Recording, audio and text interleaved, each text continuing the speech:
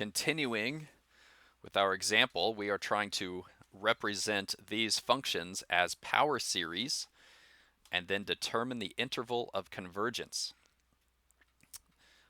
Our big friend, as you know, is the geometric series, and I've got that right there. We know it's equal to a over 1 minus r. So if we can get our function in this form, then we can immediately convert it to the power series. Happens to be specifically the geometric series. And from there, we can get the interval of convergence, noting that the absolute value of r must be less than 1 to converge. Okay, let's attempt it for this x squared over x to the third plus 10. And I think I'm showing you more than what I intended. There we go. We're just starting with that. Okay, so the idea is we want to make this look like this. And I told you guys last time, the r always contains an x. Okay. We need this to be a 1. Always a 1 exactly. The a oftentimes is just a constant, but this could involve x as well. That's not an issue. Also, we need that minus sign between them to correctly identify what r is. So what are we going to do here? I like to, in the denominator, go ahead and put that constant in the first position, switch the order there to make it at least one step closer to 1 minus r. So I like this x squared over 10 plus x to the third. Now, we really need this to be a 1, so let's divide all three parts by 10. This is the same approach as the last example. Big difference though, the numerator contains an x. So that a now is 1/10 x squared.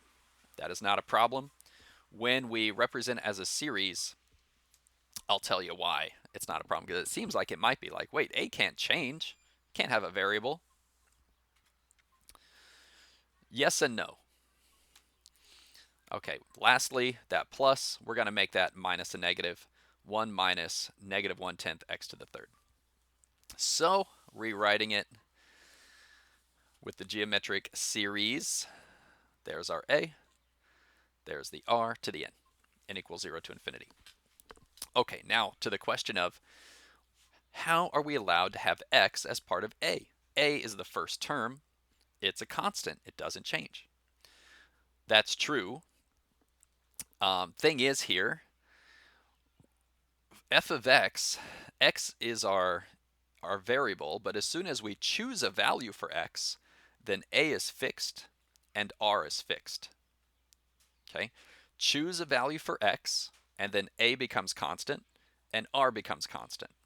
And then we're taking all these different values of n. Okay, for some values of x that you pick, this will converge. For other values of x that you pick, this will diverge depending on what happens with r. Doesn't matter what value of x you pick for a, that's always going to be fixed once it's picked. But some choices for r converge, some will cause the whole thing to diverge, right? So no problem here. We can have a be 1/10 x squared. Just for different values of x, we get a different a, which was not the case in the previous examples. It was always the same a, only the r changed. Okay, hopefully that's clear. So what we're going to do now, we've got the series. We need to find where the interval of convergence, right? So we take the r. We know the absolute value, that's got to be less than 1. Well, the negative just vanishes because of the absolute value. Then we'll multiply by the 10. And I'll just show you the whole thing here. We can take a cube root. That's no problem. Cube root of 10 there. That still gives us the absolute value less than cube root of 10, and so we know this thing will converge negative cube root 10 to positive cube root 10, and not at the endpoints, because this must strictly be less than. Kind of a nice consequence of the geometric series is you always diverge at your endpoints. Okay.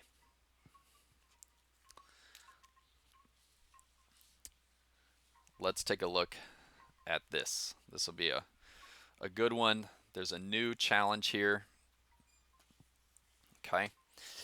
F of x equals negative 4 over 1 plus 4x squared in that denominator. Oh, man. Looking at it, like, oh, that is so close to being a geometric result. Just as it is, that square is the only difference. If that square wasn't there, we could immediately make that jump. And that square turns out to be a big problem. Because there's no way to rewrite this thing so that it does look like our geometric outcome. Even if we were to FOIL, right, it's just not going to fit this format at all. So here's what we need to do. This is not obvious. You would have to be told this in a problem. It turns out that is the derivative of something that fits this form perfectly. Let me show you. Notice, sorry, some of this is kind of hard to read with the sun and kind of the small writing of some parts. Let me try and move the camera down just a little bit. Okay. Notice the derivative of 1 over 1 plus 4x. Here's the quotient rule being applied. I'll let you maybe pause the video if you need or would like to really confirm that to yourself. That derivative using the quotient rule gets you exactly the original function. And at this point, a lot of students say, are you kidding me? Who would notice that or think to do that? You're right. So if you're given a problem that has this attribute, you're going to be told that this is the result of a derivative of something else. Okay. There's also questions that tell you this is the result of an antiderivative of something else. Woohoo! We'll look at the derivative case here. Okay, so what do we even do with that? All right, so the derivative of 1 over 1 plus 4x will give me that original function. So here's what we got. Hey, that looks just like that, right? A is 1, r is negative 4x. Okay, let's see how this plays out. I want to give you away the answer.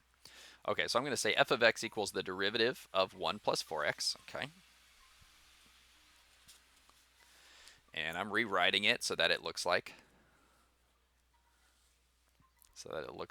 exactly like the geo 1 minus negative 4x. Okay.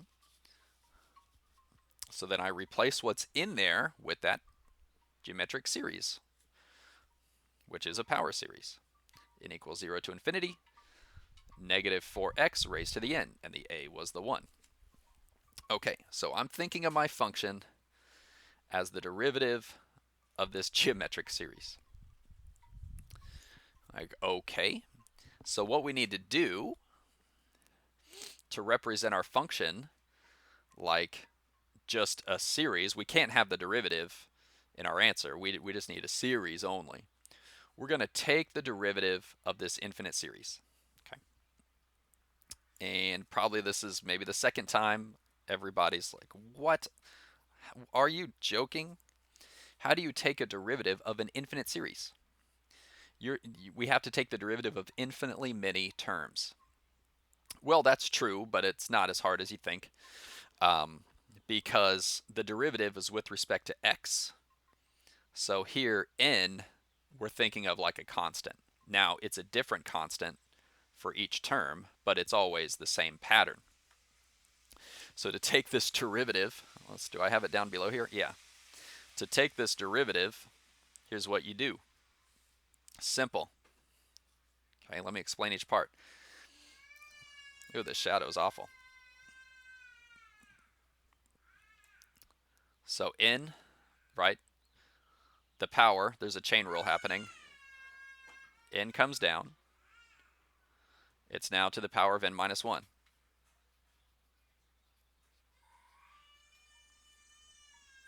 We multiply by the derivative of the inside, -4. Okay. Also, so maybe that part makes sense. Also, n equals 0 turns into n equals 1. Okay, whenever you take a derivative, at least of this series, any geometric series, that 0 will jump to a 1. Why is that? What is the first term of this series? Maybe I can put it off on this paper here. This would be the derivative of the first term raised to the 0 power is just 1, right? Plus the second term would be -4x to the first. Little breeze here, like all these elements going on, sunlight, breeze. The second term would be -4x squared, right? And it goes on. So if you were to take a derivative, what would happen to that 1? It would vanish, right? So once you have the derivative, what you would have, -4 plus 2 -4x 2 -4x to the first times -4, right? So the first thing that should appear here is just that -4. 1, okay, 1 goes in, 1, that's now to the 0. All this is 1, and you get the -4. I suppose one could argue you could keep the 0 because that n would then become a 0 in the first term and wipe out everything. That's true, but in other cases, that's going to give you a problem for things that are not perfect geometric series. That 0 going in for n, if you're like dividing by n or something, that's not going to be good. So what people do is they say, okay, I know the 0, the first term is going to be gone, so I'm just going to start this thing at 1. All right. What from there? Well, we got it. So we could say, yeah, right, I mean, clean this up a little bit, and that's f of x right here.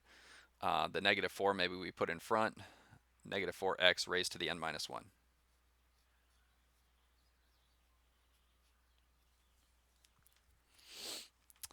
Now what I'm going to do is go back and start this thing at 0.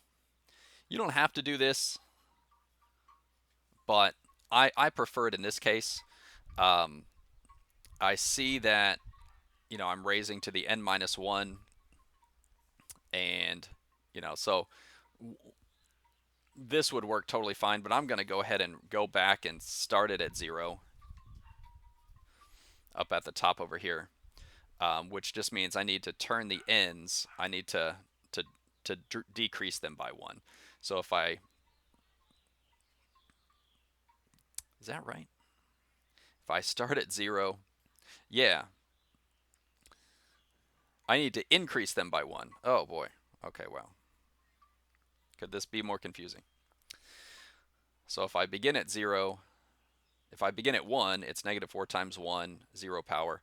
So if I start at 0, I need to then add 1 and add 1. Okay, so it's still -4 times 1 to the 0. Perfect. Either one of these is going to work perfectly fine. You'll see why I prefer this as the problem goes further. So now we have the power series, but this is not, in either case, a geometric series. It does not fit a r to the n. Even though it starts at 0, it doesn't take that style, right?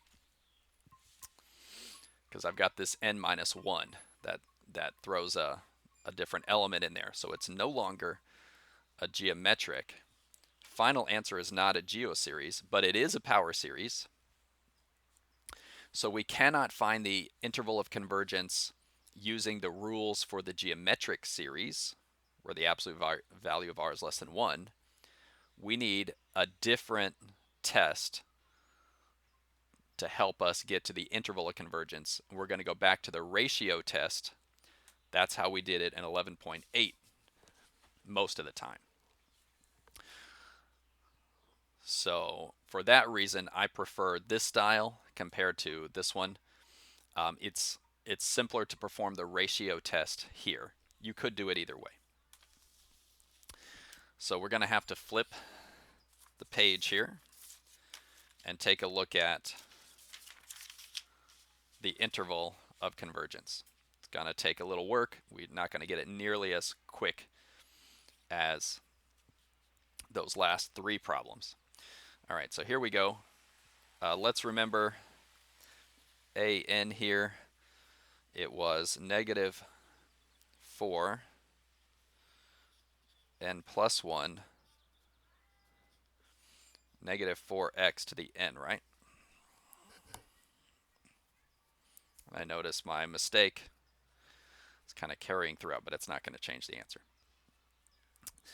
Okay, so if this is an, what is an plus 1 so we can do the ratio test?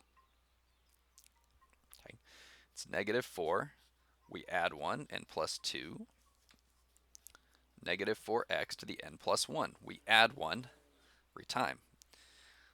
And I notice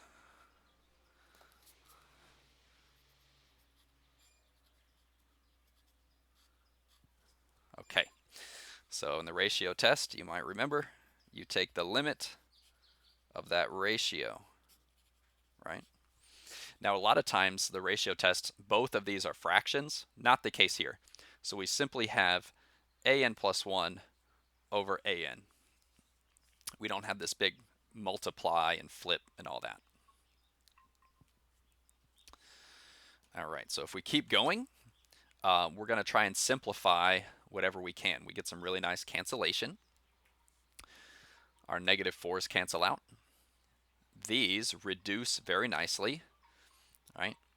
That n power will cancel, and all we have left is negative 4x to the first. What gets left behind is the n plus 1 here, and what should be n plus 2.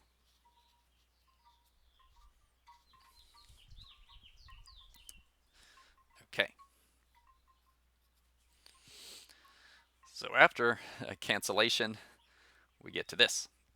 Think, okay, n is going to infinity.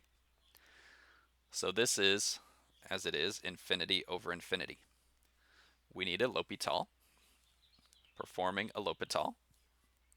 Derivative n plus 2 is 1. Derivative of the denominator is 1. All we have is negative 4x. And, well, there's no more n's, so that's our limit as well. Okay.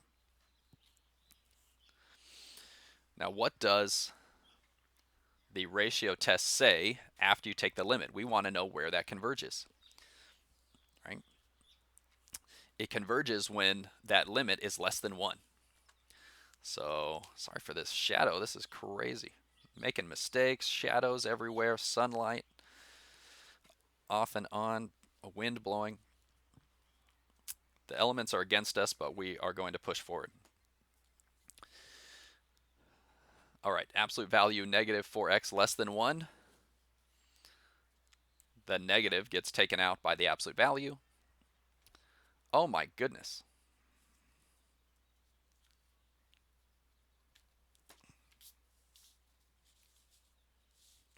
This is crazy. I'm making mistakes everywhere.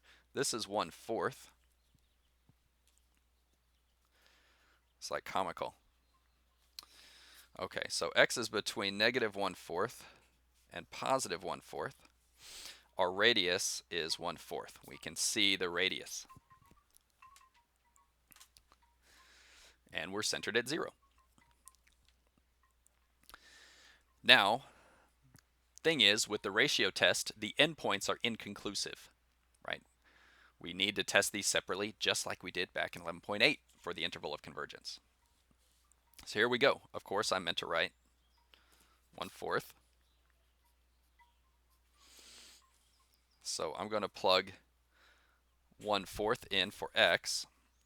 So right here in AN, I need to put a 1/4 right there. Of course, that's a plus as well. My gosh. -4 n plus 1, -4 to the 1/4. So this is -1 to the n. Hopefully this mistake doesn't change my answers too badly. So I've got, let's pull that -1 to the n out in front. Okay.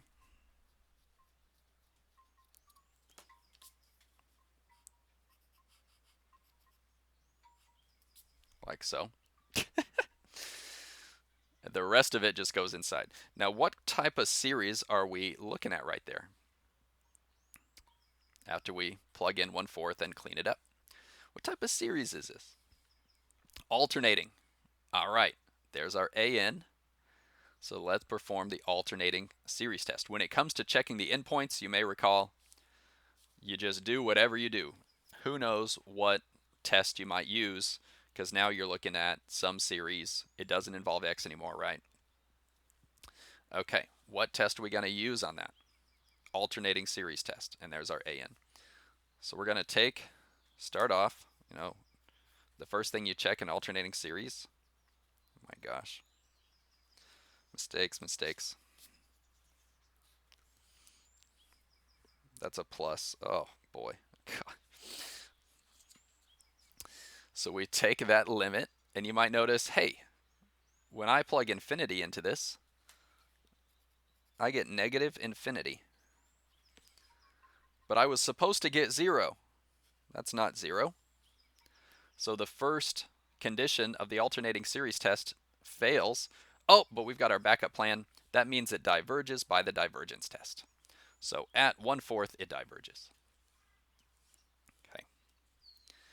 Let's check that other endpoint. It's not -4. It's -1/4.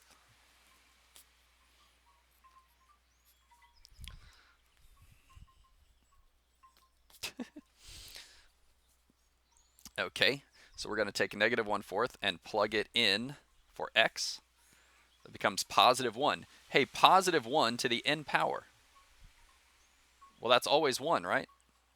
No matter what n equals, that's always just going to be 1. So we can leave that off.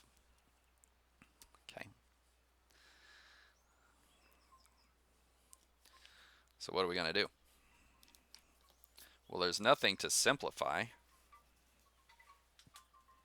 We just have to think, hey, what test goes well there? And if you think about your checklist, number 1 on the checklist is divergence test, and we just did something with that, so maybe that'll work again. And it sure will. Take the limit as n goes to infinity. Well, that's just going to be -infinity again for the same reasons. That's not 0. This divergence by the divergence test, and our interval is -1/4 to 1/4. It just so happens to diverge at both endpoints. Coincidence that it works out the same way as those geoseries tests. There we go. Okay, that's enough mistakes for one video. We're gonna do one last example in part 3. See you there.